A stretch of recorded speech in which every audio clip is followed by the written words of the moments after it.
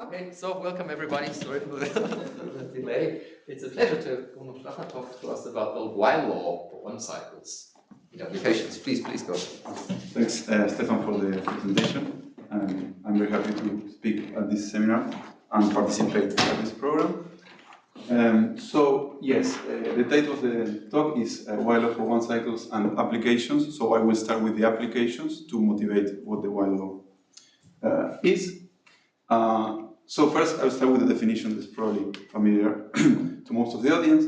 That is the definition of a closed geodesic on a Riemannian manifold. So essentially, a closed geodesic is a closed curve, right? A map from S1 into the manifold, which is stationary with respect to the length functional in the manifold. So this means that if we consider any one parameter family of curves, right, through our curves gamma 0, then the derivative of the length in that family at time 0 is equal to 0, no matter which is the family that we take. So some examples are, for example, on the left we have a round sphere and the equator. On the right we have a dumbbell-shaped sphere with 3 different geodesics represented there. And also another example that we will use like later is the following. So I hope this is more or less visible. This is okay. I wish. So I consider like a 3-leg starfish. So it is a Riemannian sphere which has this shape like a starfish with 3 legs, right? And so we can consider an inverse geodesic of this type. So it goes like this, then it goes behind, then it's like this. Right? Yeah, so it's like it goes around one of the legs and then around the other leg through the sort of saddle point that we have here. So that's an example of an inverse geodesic that is not embedded and will be useful some examples later. So, okay, some natural questions that we may ask is if we have a Riemannian surface, Riemannian to manifold, does it admit a closed geodesic? So, in the case that the manifold is not simply connected, what we can do is to start with a closed curve which is not null-homotopic, and then try to shorten that curve, for example, using Birkhoff shortening process, curve shortening process. And so we can obtain a certain closed curve gamma 0, which is homotopic to the initial curve alpha that we took, that is not null-homotopic, but the length is minimal among all curves in that homotopy class. But if we want to do something like this in the case of a sphere, then we may eventually end up at a point, right, when we shorten the curve.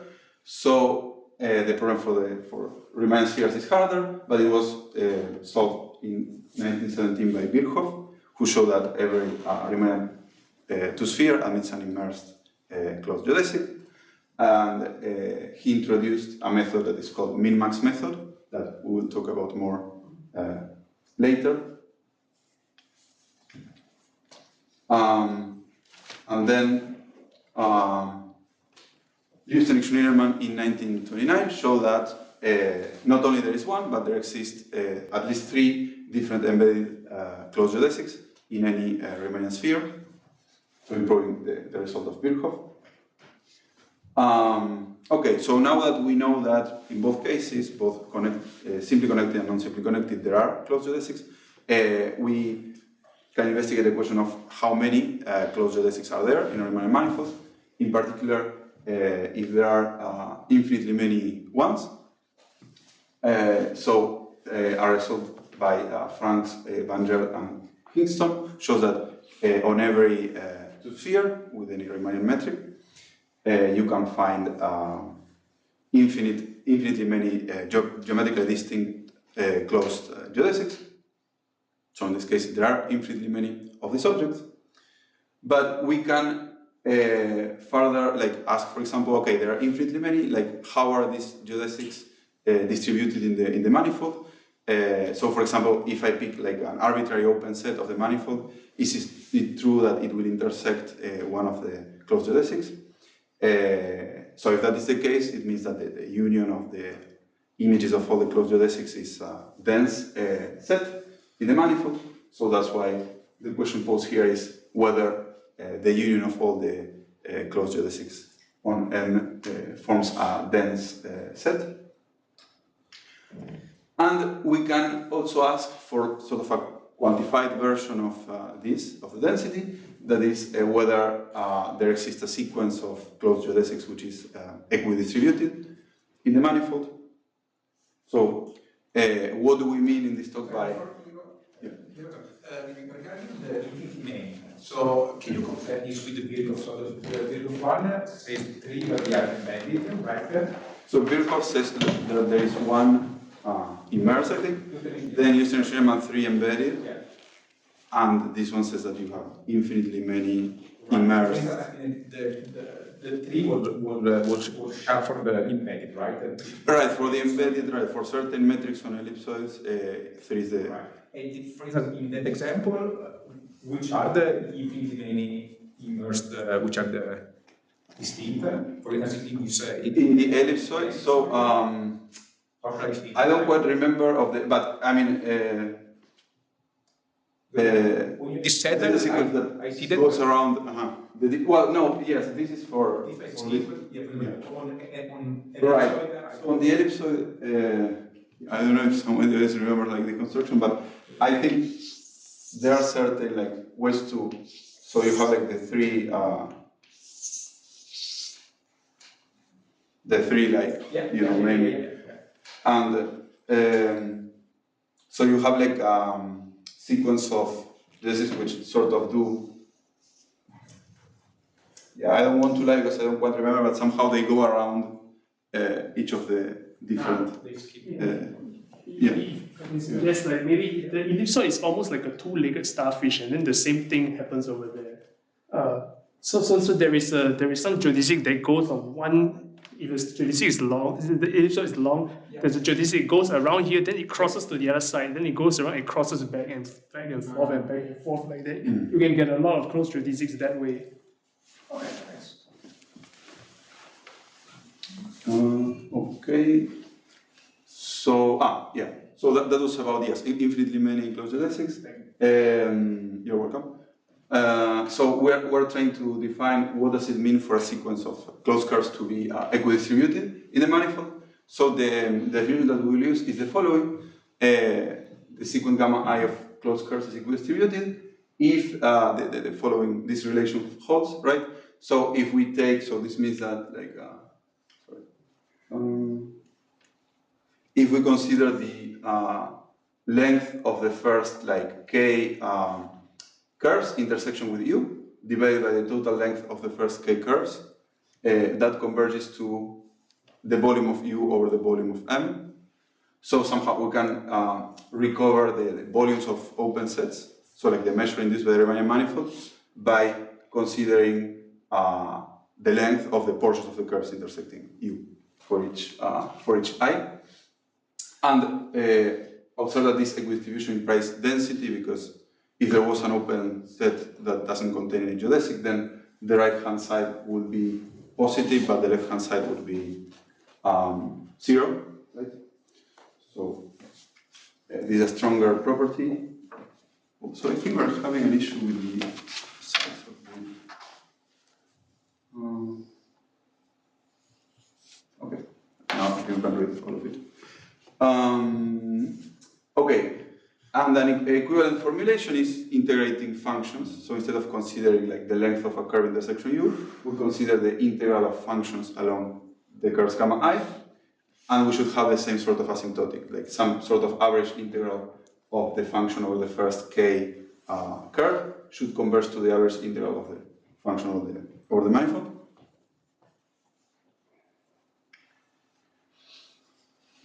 Okay, so the first result that I will present is a collaboration with Zinsei Li in 2022. So we consider a fixed manifold of dimension 2, a surface, a closed surface, and if we put a Riemannian metric on it, which is generic in the bare sense, so somehow almost every metric, right? Then we have a sequence of closed geodesics, which is equidistributed in the manifold in the sense of that we defined before of this limit. Yes. So, I assume, for example, that you look at your own metrics. Are there any counterexamples, non-generic counterexamples that this doesn't work? Right. Not as I know. No. We don't know of a counterexample, but because somehow the argument for the generic metric is that you have countably many, at most countably many closed geodesics, like the bump metric theorem, and the opposite situation is when you have, for example, in a round sphere, you have symmetry and you have a lot of geodesics, but at least so far nobody found an argument to incorporate the two cases into one proof and show that for every metric this is true. But yes, there is no counterexample, so it could be that for every metric is true, but the techniques that we use only show it for a generic set of metrics because we use the bumpy metrics theorem. I mean, if you take the bumpy metrics, right, then you can sort them by the lengths, right? So they only have countably many, so meaning you can sort of sort them by the lengths. So for a given length, you only have finally many, right? So if you sort them by the lengths and take a limit, you also get equidistribution. I mean, not in this. I think for hyperbolic manifolds you can do that. Hyperbolic manifold is special, so. Right, exactly. But I'm talking about no, here the argument is different, and what it uses is min-max theory. That is what I'm going to explain in the next slides. Yeah, but you have a countable directly. That's my question. Okay, I see. No, I don't have a counterexample for that. No. But you really choose a subsequence of, so you don't consider all closed. Exactly. It's not all of them. Right. It's some sequence. Exactly. So this construction gives you some sequence, but you don't know whether all they are equidistributed or not. And so in particular, this construction that Uso is proposing, is different. Okay. So I have to mention that, so there are previous results on this about minimal hypersurfaces that were proved by Marquez, Neves, and Song in 2017.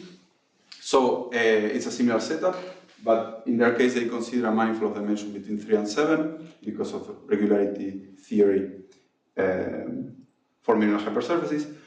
And they show that for, again, a generic set of metrics, they have an equidistributed sequence, but now it is like smoothly embedded closed minimal hypersurfaces, which in dimension 2 would correspond to a closed geodesic. So our result is like this result, but for n equals 2, essentially. But the regularity is only immersed, not embedded, because that's impossible.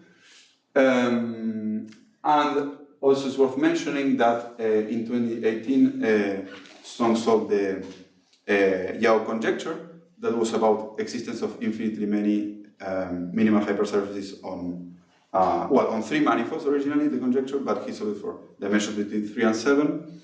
This is true. So for any metric that you put on a manifold of this dimension, you can get infinitely many minimal hypersurfaces, closed, embedded. But we don't know whether they are always equidistributed, as in the other result. The equidistribution is only for generic metrics. So our work builds on this. But also, so we go back to, so this work is only for 2 manifolds, for surfaces, but one can also ask about closed geodesics on 3 manifolds, 4 manifolds, or n manifolds of any dimension n, and try to generalize this result somehow. So what we are able to obtain is not analogous of this exact result, but we have to replace closed geodesics by geodesic nets, which is the following object. So stationary geodesic net on a manifold is an embedded graph in the manifold whose edges have some regularity, at least C2, let's say, and which is stationary for respect to the length functional. So if we do like a one parameter family of graphs that passes through our gamma, then the derivative of the length is equal to 0. Like, it's the same definition of a closed geodesic, but the domain is a graph now. So, for example, the first example of a stereo geodesic net is a closed geodesic, an embedded closed geodesic. If you take the graph to be S1, right? Then, well, these are three-legged starfish. Like, if we take the graph to be a figure 8, right? So we just take gamma. This corresponds to gamma equal to figure 8 graph, right? Then it's topological embedding. Another example is here. So if you take like a regular tetrahedra embedded in a round sphere, and you take like the one skeleton, essentially. So that's a stationary geodesic net. So the condition to be a stationary geodesic net is that so the edges of the graph are mapped to geodesic segments, and then at the vertices we have like some balancing condition, which is, for example, for the tetrahedra that like at the vertices the three edges meet at 120 degree angle, right? Which in general you can write this condition as that the sum of the inward pointing tangent vectors along the edges has to be 0, so that it is balanced and it's stationary.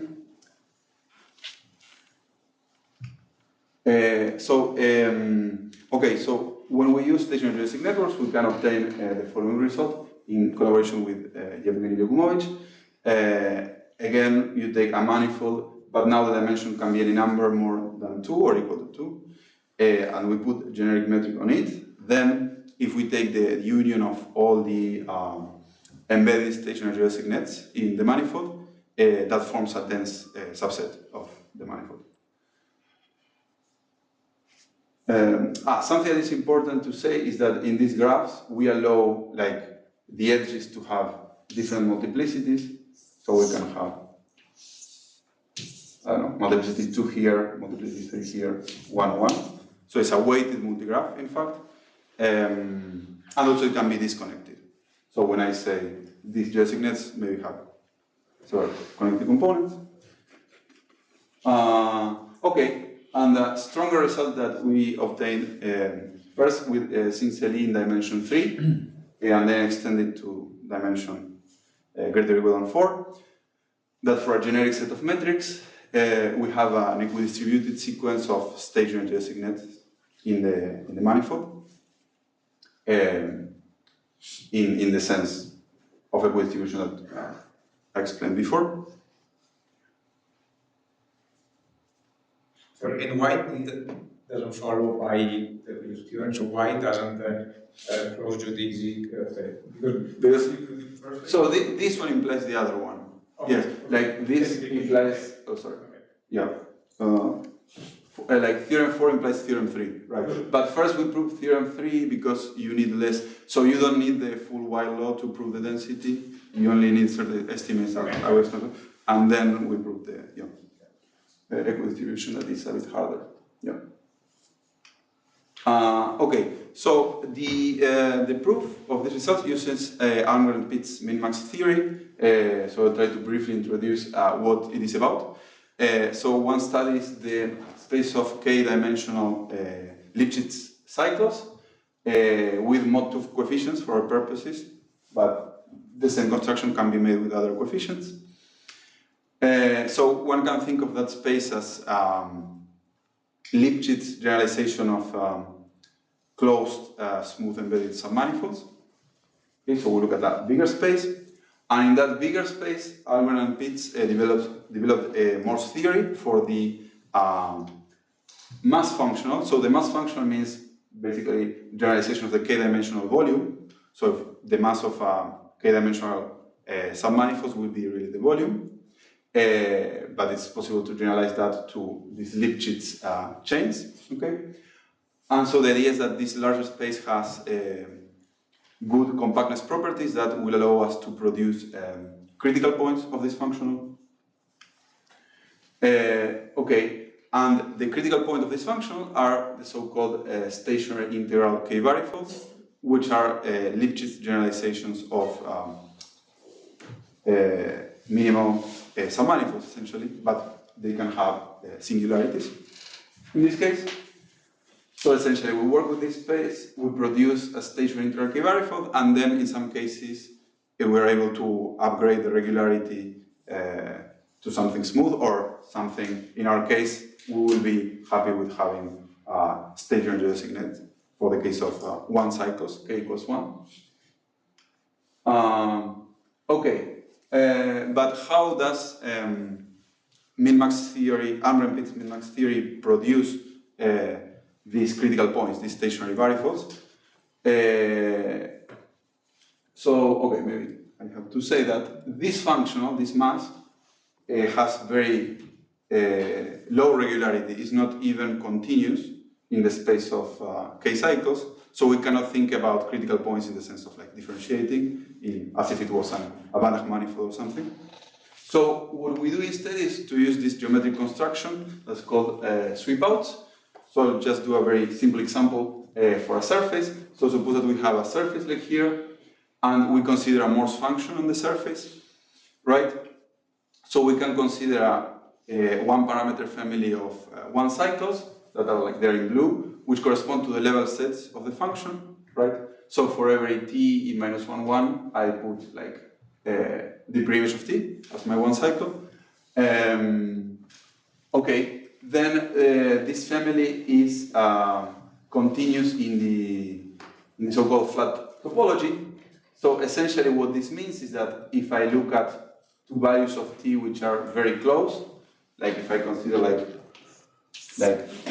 t very close to t prime, right? Then what I can say, so I have like one curve, this is f of t, and another curve, f of t prime. Then there exists a very small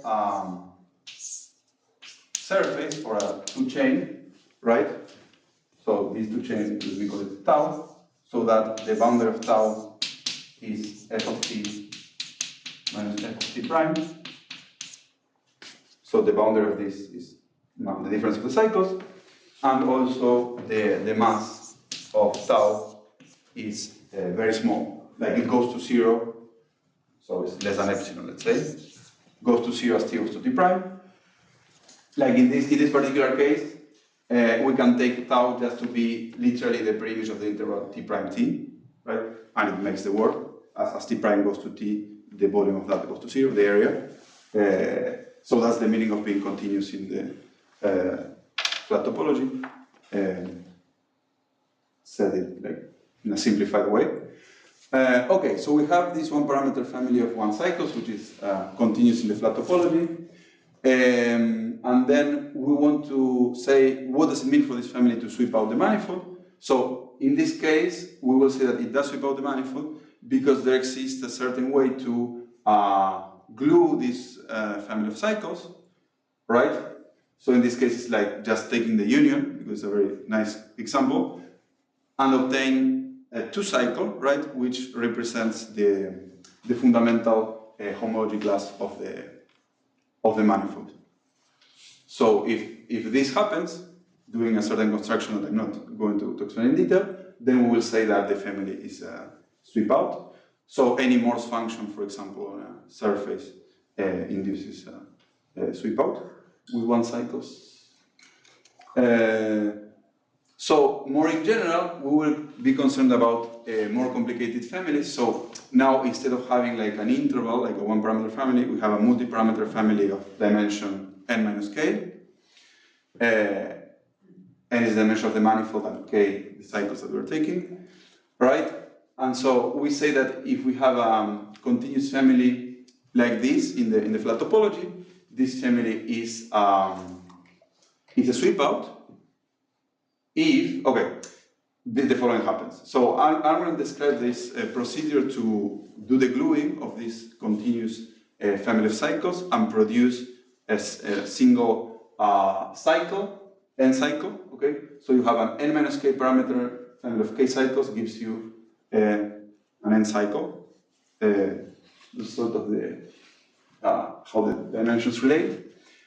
And if this cycle that you construct using Almgren's procedure, that in the previous example was just sort of gluing all the one cycles, is or represents the fundamental homology class of the manifold, then we say that this F is a sweep out of the manifold.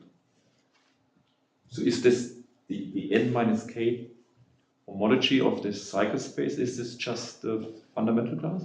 Is this just... Right, so this, okay, so exactly, yes, that's what I'm going to say right now, yes. So another characterization of, exactly, of this is the following. So one can take a certain class, a fundamental class, right, that belongs to the n minus k cohomology group of the space of k cycles. And this class has the property that F, a map F as before, is a sweep out, if and only if the pullback of this class is not zero. So yes, it's closely related to that. But geometrically, I think, at least I prefer to think of it as like this operation of gluing the cycle somehow, which reminds of the Morse functions on the manifold. Okay, so how can we use these sweep outs to produce, for example, closed geodesics on a sphere, as Birkhoff did in 1917? So I will present the heuristic that is not a proof, and it's not exactly a proof, but somehow where this comes from. So we can start, for example, we have these three-leg starfish, right? And we have a certain sweep out, in this case by loops. And what we try to do is to shorten and shorten and shorten this family until we get stuck at some point, that we cannot shorten it anymore. Then what will happen is that the longest curve in the family, that is the red curve there in the picture, will be a closed geodesic. And essentially this is the main idea of Birkhoff, to prove the existence of one closed geodesic in a sphere, and that then is used for min-max theory in the different formulations that it has. Okay, so to formalize this, we can define the following quantity, that is the first width of a manifold. So we consider over all possible sweep outs of a manifold, right? We consider the one that is somehow optimal in terms of mass. So optimal in the sense that it minimizes this quantity. So it minimizes the supremum of the masses of all the cycles in the family. So we want to try to find a sweep out that minimizes this quantity. Okay.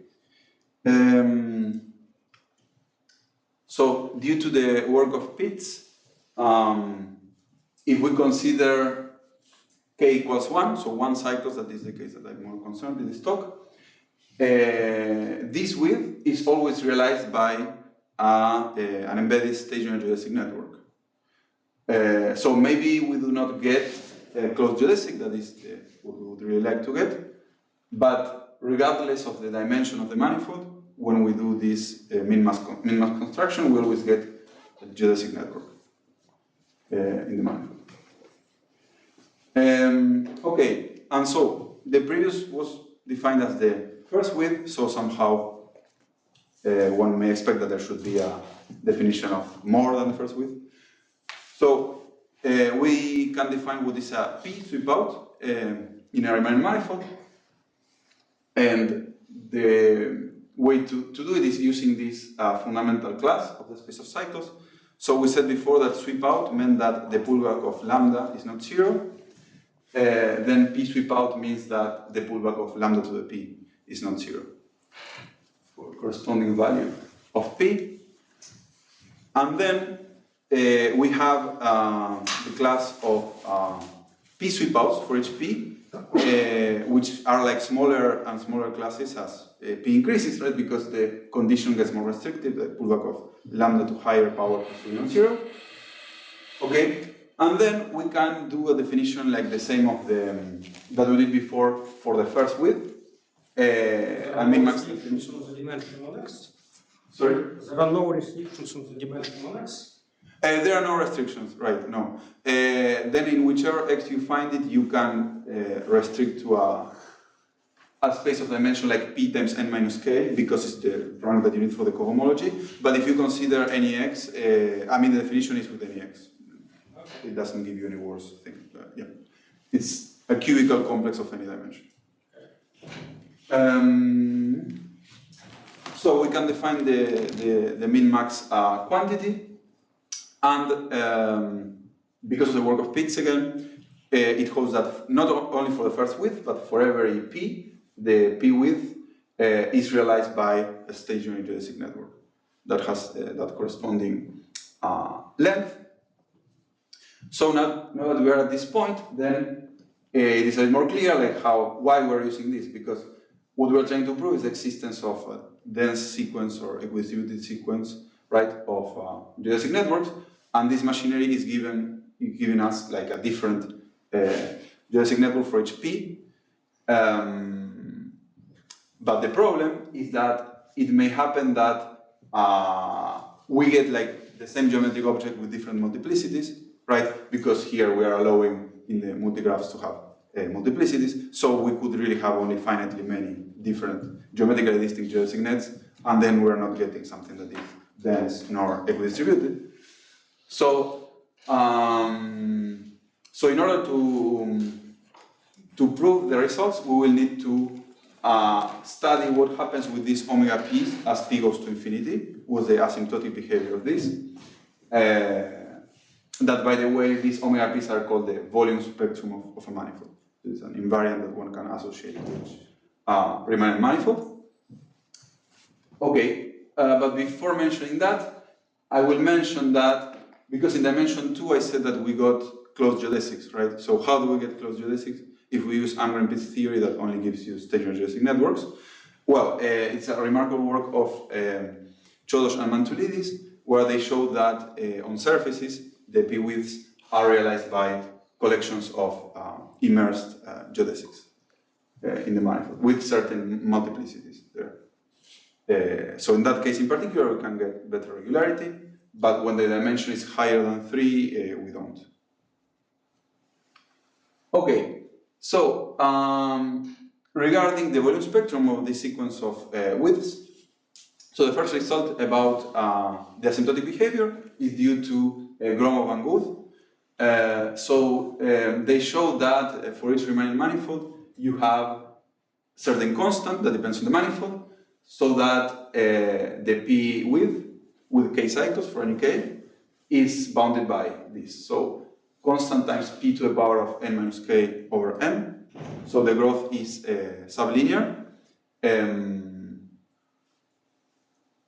And already this result is enough to prove the density of geodesic nets that we need, or of minimal hypersurfaces, the sublinearity. But Gromov conjectured something stronger than this. So he thought that one should think of this volume spectrum somehow as an analog of the spectrum of the Laplacian operator, of the eigenvalues of the Laplacian, and the eigenvalues of the Laplacian obey an asymptotic Weyl law. So he conjectured that for the volume spectrum, this type of Weyl law should be true. So here the constant alpha nk is totally independent of the manifold, so it depends on the dimension of the dimension only, and the dimension of the cycles that we take, k. And then this normalizing like factor of the volume to the power of k over n. And the asymptotics, of course, has to agree with the other asymptotics that we proved before. Because also I didn't mention, but for disks, they also proved the same sort of lower bound. So Good and Bruno proved that the p width of a disk is bounded from below by something like another constant, a smaller constant times p to the minus k over n. So the asymptotic has to be that. Doesn't matter. When k is equal to, since it is 0 less or equal than k, so when k is equal to, so k equal to 1 are geodesics and One k cycles. equal to Yeah, k equal to 0, you get like points, like 0 cycles. And And it is. What is the interpretation of this Weyl law? So yeah, so for that, so you get p to the power, yes, so you get p. So essentially, if you have a sweep out, right, of, so what does it mean, like, to be a sweep out with 0 cycles, right? Yeah. So, I mean, I think I can give you an example. So you consider just an interval, right, 0, 1, let's say. And what you can do is to consider for each polynomial of degree p, so you take like r of x, but of degree less or equal than p, right? And you map it to the roots. So for each like polynomial q, let's say, the roots of q in the interval 0, 1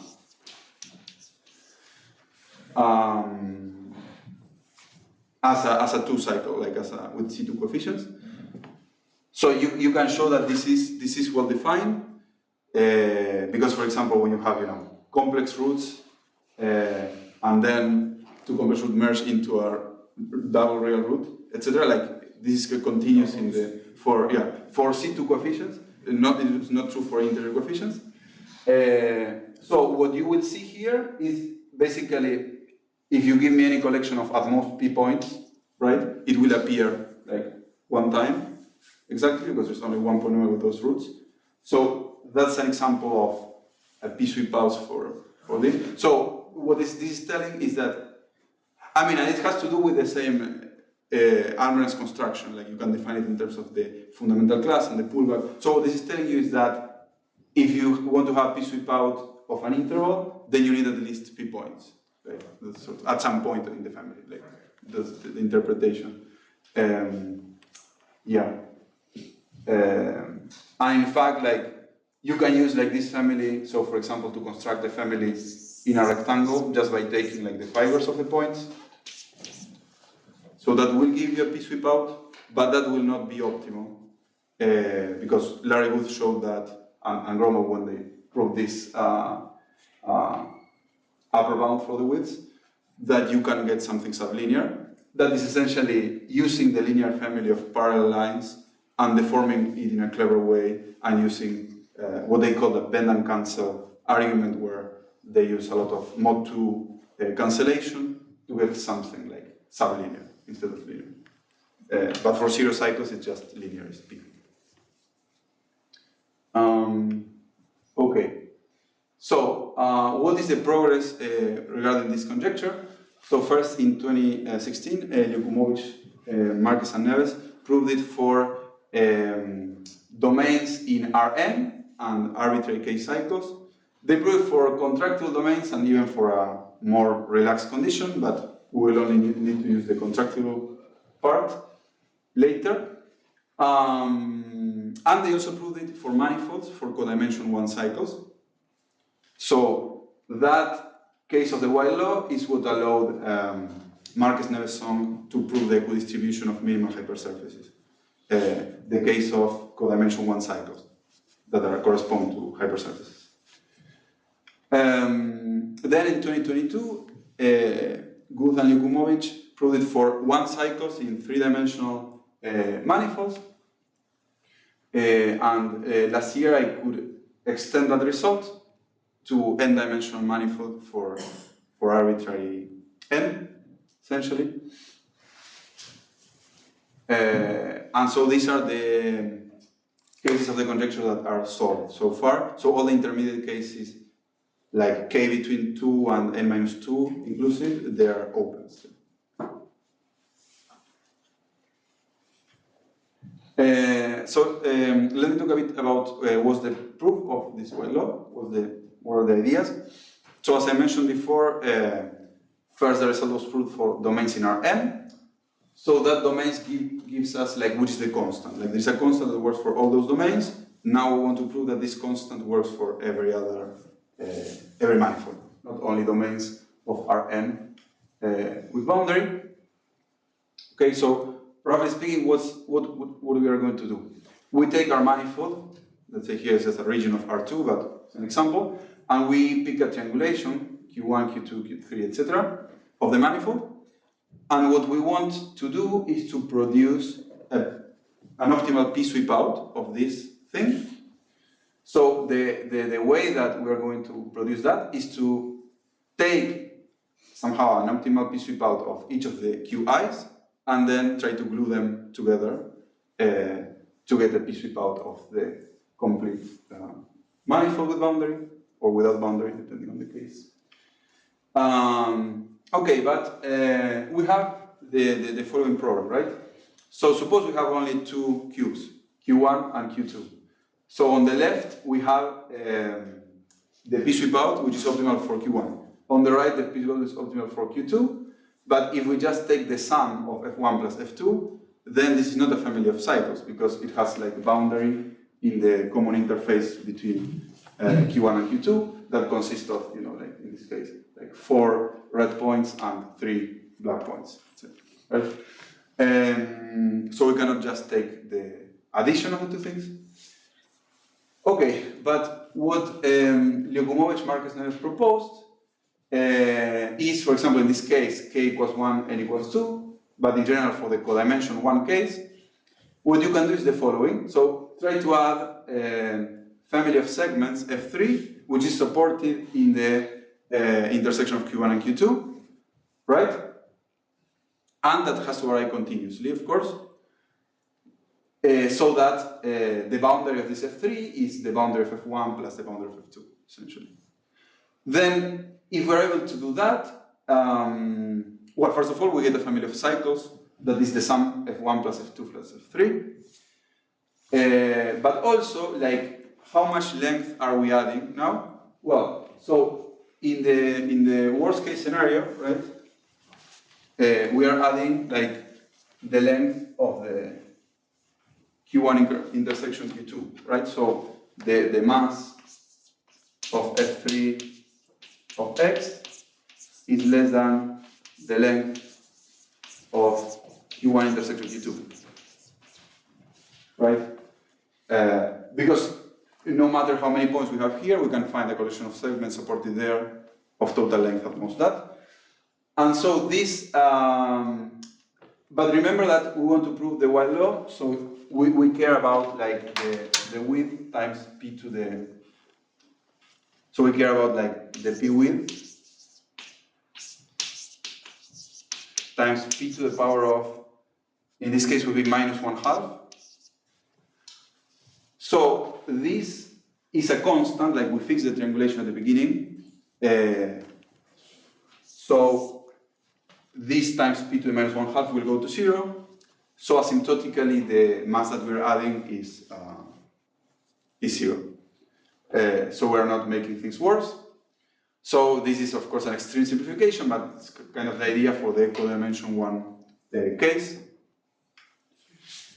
Okay, but what happens if you have, for example, codimension 2? So now you have 1 cycles in cubes, right?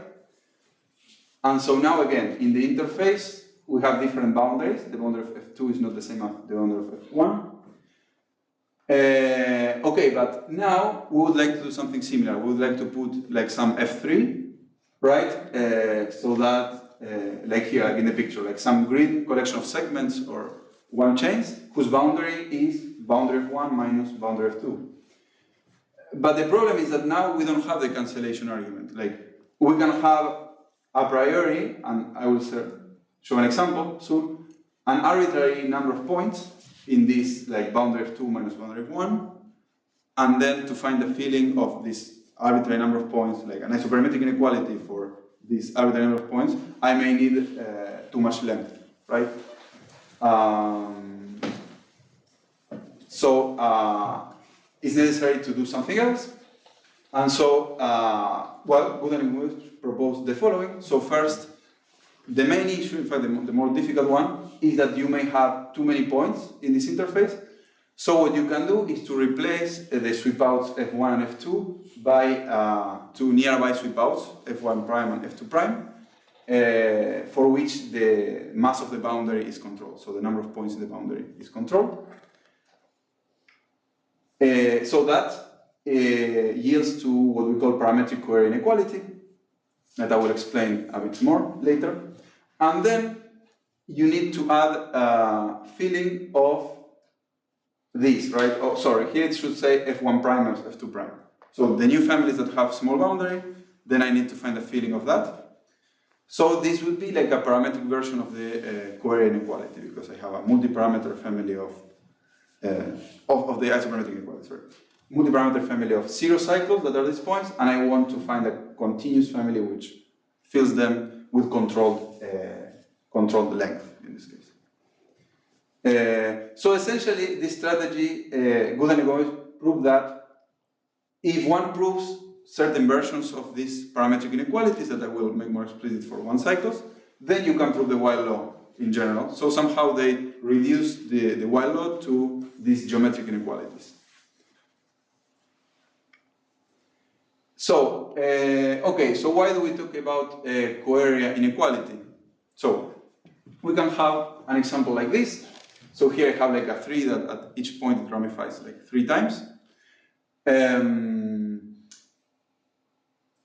if you choose correctly the lengths of the ramifications, then the total length is finite, and moreover you can make it arbitrarily small. But if you do this countably many times, I only did it like 4 times or something, but if you do it countably many times, you can get infinite boundary, right? So this is an example of a chain that has very small mass, but the boundary is arbitrarily big.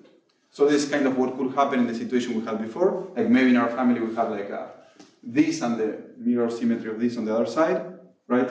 And so the intersection is very, with the interface has infinitely many points.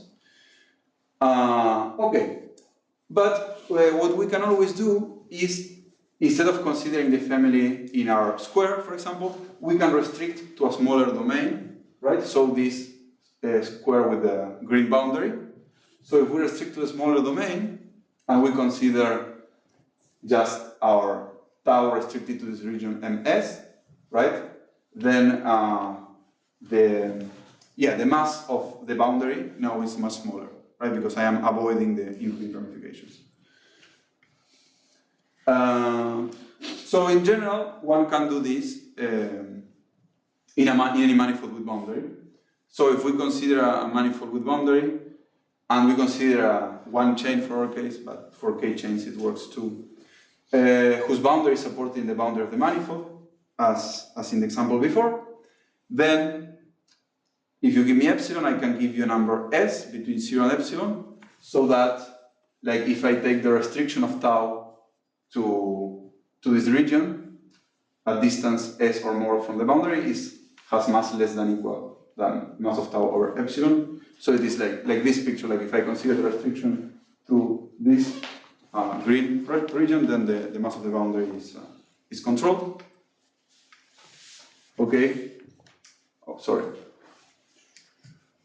Okay, so this number, okay, so somehow, like if I have one cycle, I can do like this operation, and then I can have something with controlled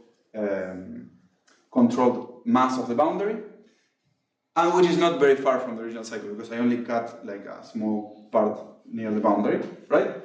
But the problem is that this number s depends a lot on tau, right? So in particular, like if we have a continuous family of taus, like a family like f of x, or x in some simple complex, or cubical complex x, then it is not possible to, like point-wise you can do this, but you cannot choose like, right, for each x. So for each x you would like to choose like s of x, such that the mass of f of x restricted to m s of x, boundary of this. So we would like to do something like this. Is less or equal than mass of f of x over epsilon. So at each x we can choose this, but the problem is that we cannot do it in a way such that Sx is continuous. right? Because we want to produce a continuous family, perturbed family f prime, then we would like to do some continuous operation. So point-wise, we can choose the s of x, but this will not be continuous. And so an example of this was shown by Guth and Jakubowicz, which is the following. So they consider the one parameter family of one cycles in a square, which is a spiral, a tightly wound spiral that moves from left to right, okay, as t goes from 0 to 1, right?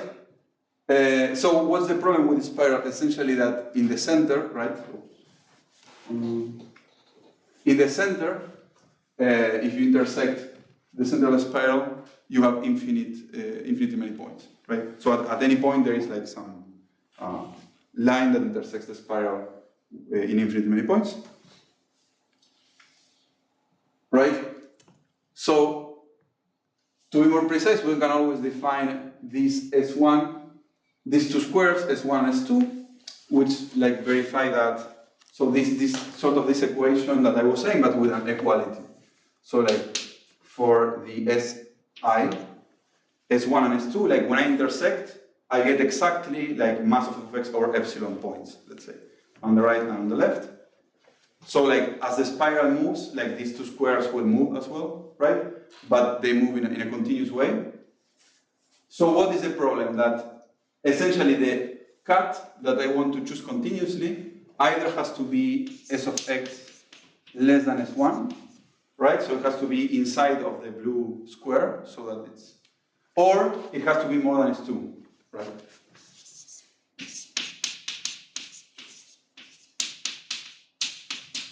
Right? So for example, at this particular point, I need to choose it more than S2 because if epsilon is small, like I want to cut close to the boundary of the square. But then like at the point when the spiral hits the right boundary, I need to do the other choice. Essentially, so I need to choose less than S1. So I need to jump from one to the other, and that produces a discontinuity. So there is no hope to have a parametric query inequality in that spirit. So what do we mean by parametric query inequality then?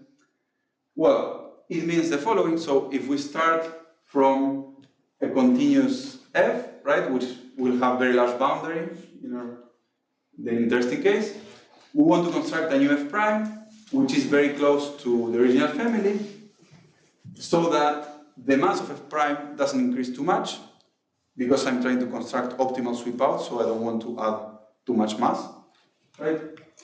And I want the mass of the boundary of f prime to be bounded too. That's the second condition.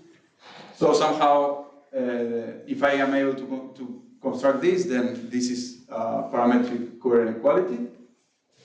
And so this is the result that I prove for n at least 4, because for n equals 3 was proved by Jakubowicz and Guth in their case. So essentially it tells you that you can construct a family with the 3 properties that I mentioned above, right? Because the family is arbitrarily close to f-net topology, and the mass of the family and the mass of the boundary are somehow controlled by, well, this quantity. So the reason why we have these powers here is because we want to prove the Weyl law. So everything is related to certain powers of p. So for example, like the one that we have here, constant times p to the 1 plus alpha. So if we forget about this alpha that can be arbitrarily small, it's kind of optimal, because if f prime is a p sweep out of a manifold, then the boundary of f prime is a p sweep out of the boundary of the manifold. So this would be like a p sweep out with 0 cycles of the boundary of the manifold, and so it needs to have at least p points at some point. And then in this part, like you have the mass of f(x) times 1 plus epsilon p. This epsilon p is a sequence that goes to 0 when p goes to infinity. So asymptotically, I am not increasing the mass too much here. And then this part here may look scary, but essentially if you multiply by the corresponding power, that is p to the minus n minus 1 over n, you can show that that goes to 0 too if alpha is small enough. So somehow I'm doing this. Also depend on alpha. What does depend on alpha? What depends on alpha? So the P0, for example, depends on alpha because, okay, maybe I didn't mention, but this is true for P sufficiently large. That depends on alpha. And then, yes, the epsilon P also depends on the sequence epsilon P, yeah. But not C of sigma. No, C of sigma I think not, because it's basically the volume, because you just divide the volume by the number of cells of a triangulation, so that's, yeah. Okay, and I think, yeah, the last thing I will comment is what's the parametric isoparametric inequality that I was talking about. So we consider a manifold M and a family of continuous family of zero cycles that has to be contractible, because if the family is not contractible, like that's a topological abstraction to be able to find some G whose boundary is F. So the assumption that it's contractible implies the existence of some G, and then we want to find an effective version of that. So G also verifying these upper bounds for the mass. Okay, so the mass is bounded by this constant that only depends on the manifold, and then you have like the original mass times P minus 1 over n, and then plus this other mass. So essentially, if one combines this and the previous result, like the total amount of mass that we are adding is like little o of p to the n minus 1 over n. So that allows to do the construction that I was explaining before and prove the Weyl law. Yeah. Yeah, I think I'll finish here because this is not. Thank you very much.